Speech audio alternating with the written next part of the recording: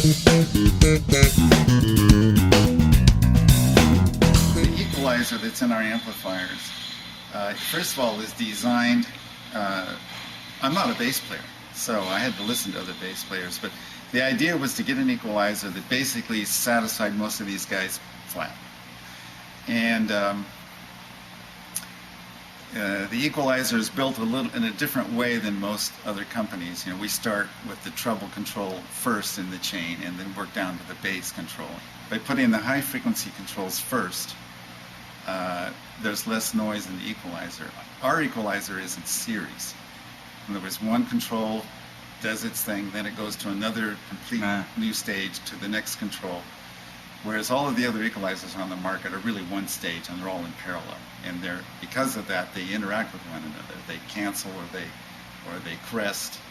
And if you adjust the controls very much, you get a lot of interaction and they don't sound good. They sound weird, actually. So our controls are all in series, one after the other. And to do that, that means you have to put the high frequency controls first because they create the most noise. And so you put them first, so they're amplifying the least amount of noise, and then you work down to the bass controls. That's why our controls are backwards. And it started out that way primarily because my early amps were hand-wired on terminal strips. So they had to follow the order of the control to make them manageable. But that amplifier is hand-wired. So what's the deal with that? I was talking to Jason earlier. Hey, that's Jason behind the camera.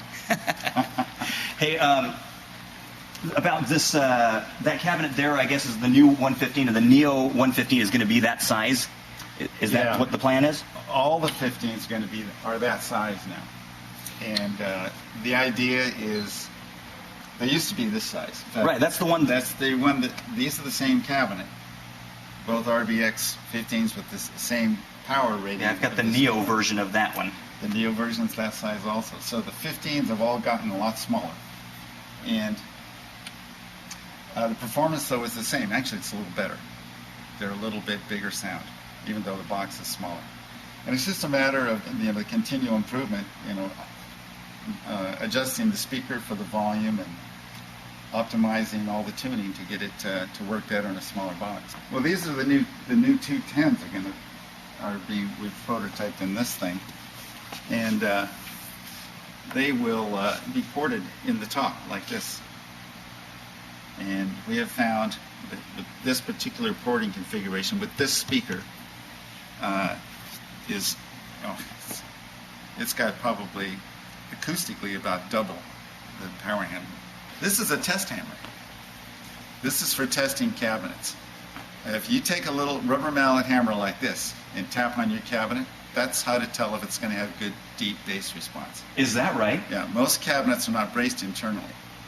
The best cabinet would sound like this. Okay, like concrete. The walls wouldn't move. If the walls flex, you're losing energy through the walls and it's out of phase and it's going to cancel. And where you hear it is on the B string or the E string of your bass. And I can't tell you how many high-end cabinets I've given the tap and it sounds like a drum bong instead of a tap. Really? So our cabinets are kind of built like an airplane wing. There's a lot of bracing inside. Even a little cabinet like this, you'll see braces all over.